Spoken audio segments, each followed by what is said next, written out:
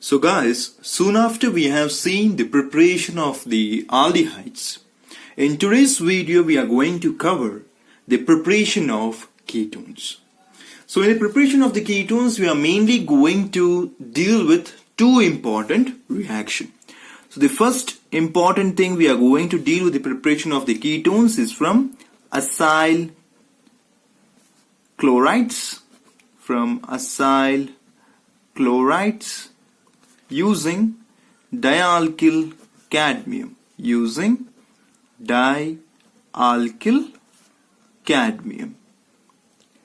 And the second most important thing is from benzene,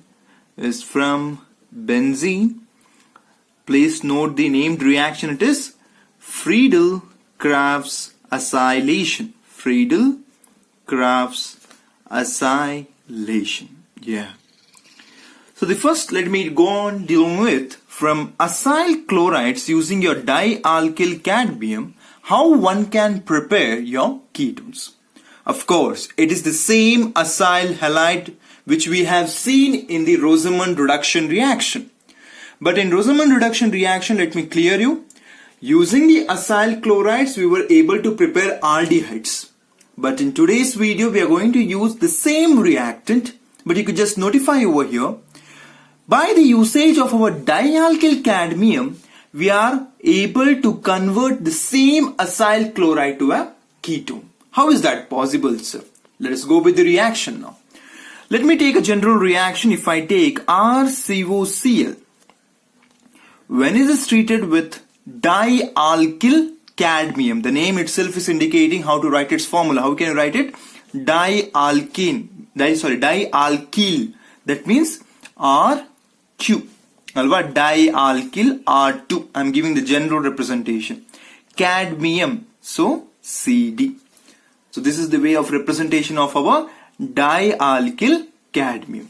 So whenever your acyl chlorides are treated with a dialkyl cadmium, directly we are going to get our respective ketones plus CdCl2. So 2RO, 2RCOCl we have to write. Yes or no? So if 2 comes over here, here also it comes. Can you see the difference? So in Rosamond reduction reaction, when we choose the acyl chloride, in the preparation of the aldehydes, we have took what? Yes, palladium supported over barium sulfate. So in that moment we got as an aldehydes. But when the same acyl chlorides were treated with a dialkyl cadmium, very much important, dialkyl cadmium, we are getting the ketones. But the important note over here, we have to remember that how is this dialkyl cadmium is prepared? Okay, it's an additional information. Many of the cases they'll not ask you, but there may be a chance they can ask you too. So we have to be prepared for that question also. Remember how to prepare this dialkyl cadmium. So dialkyl cadmium is mainly prepared by using our Grignard reagents. Yes, the same Grignard reagents which we have seen in our haloalkenes and haloarenes chapter. So how can we prepare it? Of course, when you are treating your Grignard reagent, for example, let me take as an RMgCl plus that of your cadmium chloride. So when I am treating my Grignard reagent with a cadmium chloride, of course I would be getting my R2CD plus, in this case I would be getting as an MgCl2. Okay, there is no need that you have to choose chlorine itself. You can use any other halogens. But do remember, whenever we have to prepare this dialkyl cadmium, we would be requiring our Grignard reagent. Now let us talk something about organic reactions. Of course, it was a direct reaction. There we can easily say. So in case if they have asked you, so give a brief note on the preparation of the ketones from acyl chlorides. Of course, first you have to write in the theoretical part, that is, when acyl chlorides are treated with a dialkyl cadmium, ketones are formed. Okay, but now when we take somewhat tricky question, that is, I'm going to relate my haloalkanes haloarenes chapter with this aldehydes ketones chapter. How is that, sir? Let us see through it. For example, if I choose Rx plus magnesium in the presence of dry ether, I am going to get A. I am going to get a product called as A. Treating this product A with cadmium chloride, I will be getting my B. Treating this B with RCOCl, general reaction I am giving RCOCl, identify what you would be getting as C. So this may be a type of a question. What I have done, so it is a preparation of Grignard reagent which I have chosen from haloalkenes and haloarenes chapter. That is, whenever an alkyl or an aryl halides are treated with a magnesium metal in the presence of a dry ether, we would be getting what? Respective Grignard reagents. Of course, in earlier part itself we have studied whenever such a Grignard reagent is treated with a cadmium chloride, you will be getting B as a dialkyl cadmium. Then treating this dialkyl cadmium with an acyl chlorides or any acyl halides, we will be getting their respective ketones. So this is the way of asking your tricky questions. Direct question, of course, you can easily judge through it. But when you are asking the tricky questions, you have to have the knowledge of all your organic chemistry chapters till now what we have studied. Is that clear? Can we move further? So before moving further, let's have a quick revision of today's what we have learned from acyl chlorides. That is, acyl chlorides, when they are treated with a dialkyl cadmium, ketones are formed. Easy reaction. But when this comes, how does this dialkyl cadmium is prepared? Basically, you have to remember, whenever we were choosing our Grignard reagent with a cadmium chloride, we will be getting what? Dialkyl cadmium. Is that clear? Can we move further? Okay. Before moving further, let us take one important example. Because I have given you general, so it may be a confusion for you. For example, now if I take CH3COCl. Yes, where I have substituted R as what? Methyl group over here. Similarly, let us take over here as CH3 twice CD. Yes, dimethyl cadmium I have took. So what type of a product now you are going to choose, or what you are going to get is CH3 C double bond O CH3. That is, whenever our methyl substituted acyl chloride is treated with a dimethyl cadmium, we are getting what? Propanone. We are getting what? Propanone. Very much important reaction. So whenever I am giving you the general reaction as per your syllabus, they have said you can get in the question paper this R as an CH3 group or a C2H5 group. So you should get prepared. So whenever I am giving you the general reaction, you by yourself, you just put R is equals to CH3 in one case, and you just first of all find the product, what type of a product you are going to get. Then you just choose about R is equals to C2H5, then you just choose entire, and you just make a note that what type of a product you are going to get. Is that clear? Okay. Now let us move with the next concept, that is the preparation of the ketones from benzene, called as what? Friedel-Crafts acylation. Yes. So in my previous videos I have said you, what is that? Whenever a Friedel-Crafts acylation comes to our mind, of course the two important things should strike our mind. What is that? Yes, first important thing is we have to choose an acyl chloride, that is CH3COCl. What is it? Acetyl chloride. Alva, acetyl chloride. Acetyl chloride. Can you just see the difference? First reaction alli ನಾವು ಇದನ್ನ major reactant ಅನ್ನು ತಗೊಂಡಿದ್ವಿ. ಅದೇ second reaction ಇದು ಒಂದು Friedel-Crafts acylation means ಅನ್ನು ತಗೊಂತಾ ಇದೀವಿ. Next, what will be the part? Very good. It will be anhydrous AlCl3, that is aluminium trichloride. Do remember anhydrous aluminium trichloride. So when it is treated with benzene over here, so in this case they have said we want to carry out the Friedel-Crafts acylation using our benzene. Okay, so what you are going to get? So we would be getting an important product which is called as acetophenone. What it is called as? Acetophenone. Very much important reaction under the concept of a Friedel-Crafts acylation. So when benzene is treated with an acetyl chloride in the presence of anhydrous aluminium trichloride, the important ketone what we are going to get is our acetophenone. Please mark my words. See the way of written of your COCH3. I have not written CH3CO. Instead, what I have written COCH3. Many times I have said you why this is chosen in this way. So don't forget it. You have to write in the same manner. So this completes the preparation of the ketones. Okay. First important preparation we have seen from acyl chlorides using a dialkyl cadmium.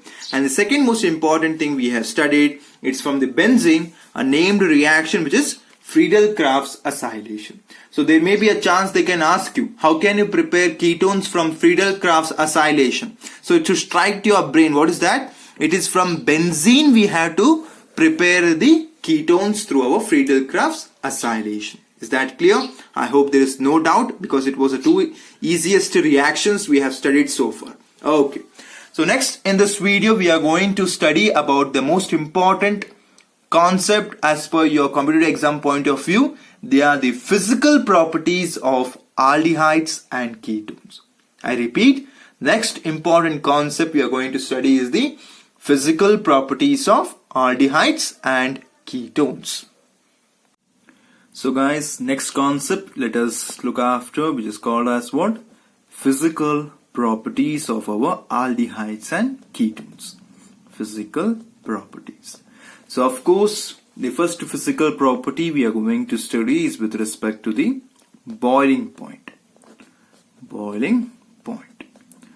So of course I have mentioned you many times. What is that? Whenever a compound is seen to be polar, I repeat, whenever a compound is seen to be polar, such compounds will be having generally higher boiling points. Why I am saying this? Because when we are observing your aldehydes and ketones, of course we know that there our carbonyl group is somewhat polar. So since the polarity exists, one important hint which strikes our mind is that of course our aldehydes and ketones will be having the higher boiling points. Okay. But when we talk about within the aldehydes and ketones, how does this boiling point varies? So in that case, we have to remember point by point. What is that? Remember, as the number of the, or I can say as the molecular mass of aldehydes and ketones increases, as the molecular mass of aldehydes and ketones increases, of course, your boiling point also increases. One important point. Second, longer the chain of aldehydes and ketones,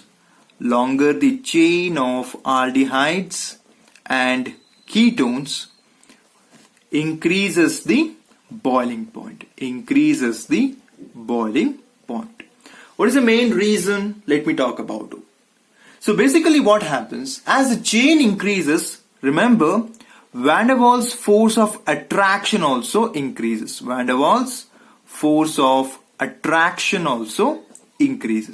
So this is the main reason why I am saying that longer the chain of the aldehydes and ketones, boiling point also increases. Is that clear? I hope there is no doubt. So first important thing, what would we say?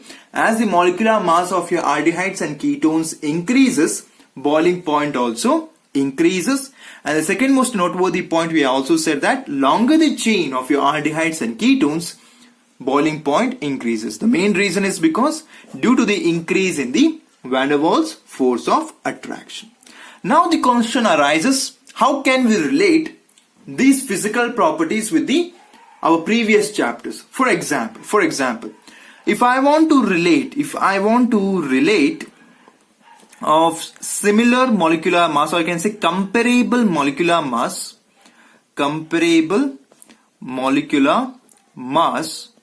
of hydrocarbons,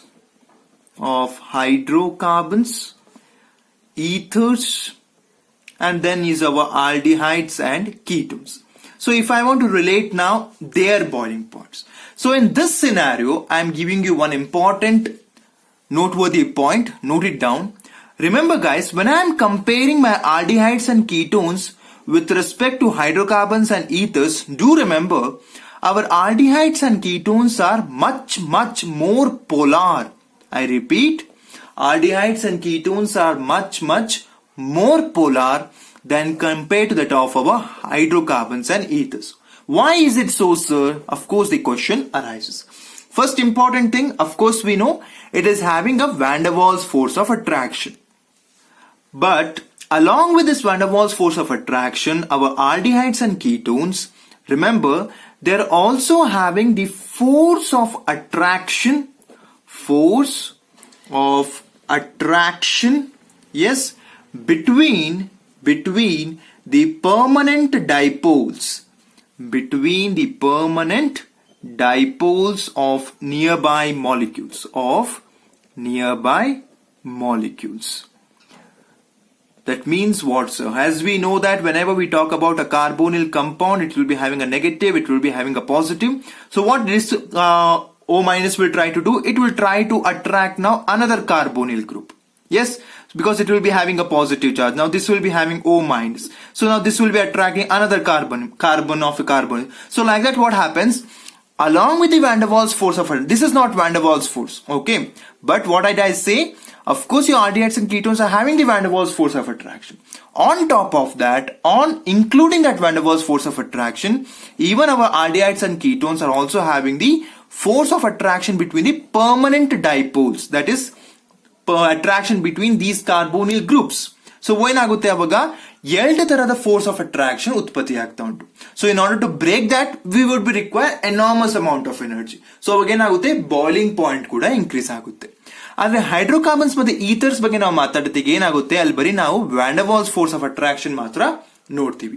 ಆ ಕಾರಣದಿಂದನೇ ಏನ್ ಹೇಳ್ತಿದ್ದೀನಿ ನಾನು, aldehydes and ketones hydrocarbons ಮತ್ತೆ ಈಥರಿಗೆ compare ಮಾಡಿದಾಗ ಇದರದ ಒಂದು boiling point ಜಾಸ್ತಿ ಇರುತ್ತೆ.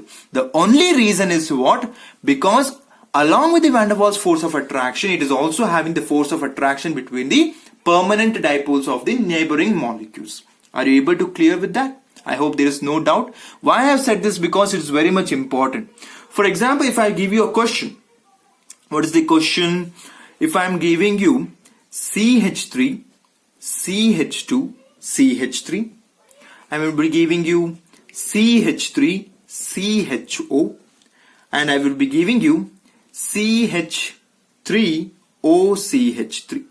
And the question is in your competitive exam is, arrange them in the increasing order of their boiling point. What is the question? Increasing order of their boiling point. Of course, here they have given you what? Hydrocarbon, aldehyde and ether. So first important thing which strikes to your brain is what? Of course, compared to hydrocarbons and your ethers, our aldehydes will be having they are having much polarity. So of course they are having the higher boiling point. So least is for which one? Of course for the hydrocarbon. So how can you arrange them? First comes the least part, that is CH3, CH2, that is your propane, a hydrocarbon. So then comes your ether, that is CH3OCH3, and at last it comes about aldehydes. So in order to understand this order, we have to know the concept that why this is taking place, because in aldehydes and ketones, including your van der Waals force of attraction, there is also having a force of attraction between the permanent dipoles. Is that clear? Okay. Next important note you have to remember. What is that? If I am going to compare my alcohols with aldehydes and ketones,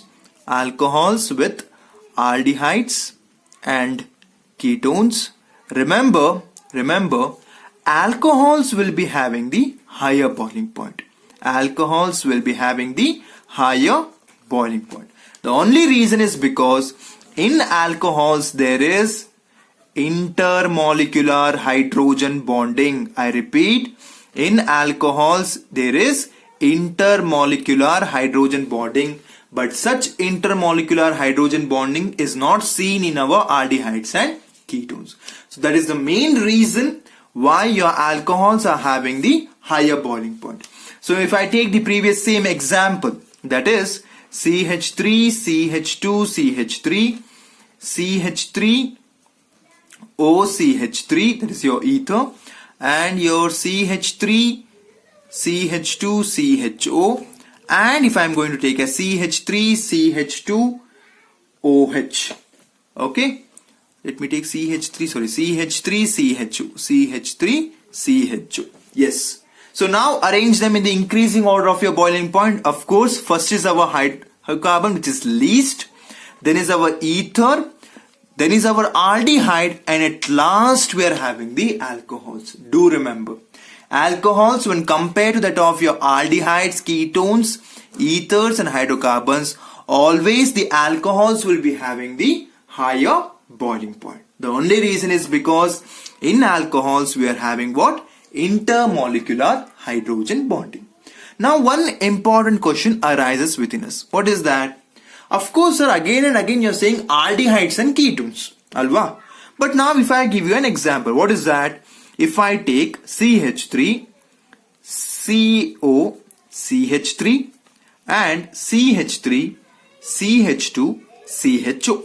So this is your propanone, this is your propanol. So can you please say aldehyde and ketone among these two? Okay, very nice question, whoever have got this. Among these two, which one will be having the higher boiling point? Because till now, whatever I have given an explanation, again and again I am using what? Aldehydes and ketones, aldehydes and ketones.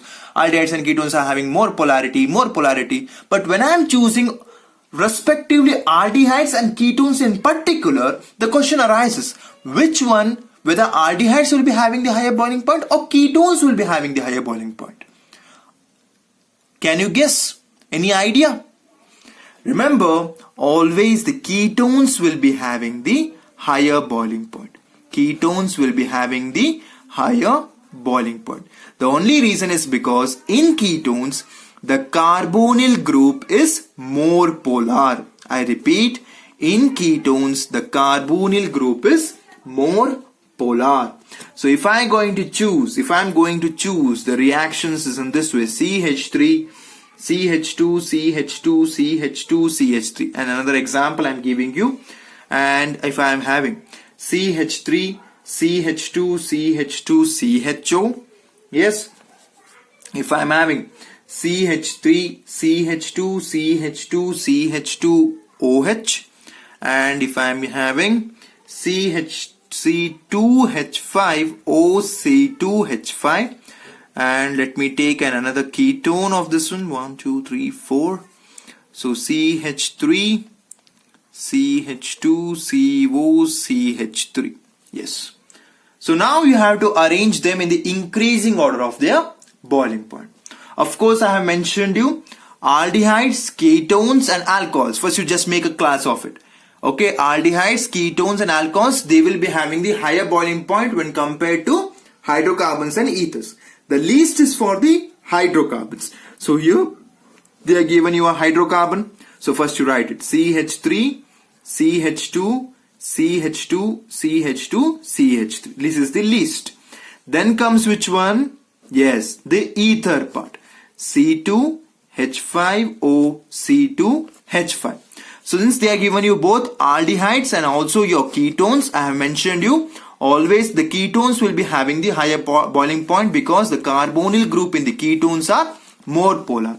So soon after your ethers, you have to write your aldehydes now because it will be having the lower boiling point when compared to that of your respective of comparable molecular mass ketones. So CH3, CH2, CH2, CHO. Yes or no?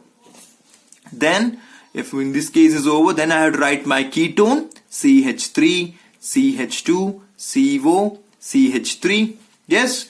And at last I would be getting my most polar compound, is my alcohol. Because of its intermolecular hydrogen bonding, they will be having the highest boiling point. Are you able to see? So least is for hydrocarbons. Remember this chart, hydrocarbons is least. Then comes the ethers. Then comes your aldehydes. Then comes your ketones. And at last you are going to get our respective alcohols. Okay. So this is the chart you have to remember. Till when? Till we are going for carboxylic acid. Then we will be studying for carboxylic acid. So don't worry about that in this present of time. You just try to recall over here. What is that? Least is for the hydrocarbons, then comes your ethers, then comes your aldehydes, then comes your ketones, then comes your alcohols.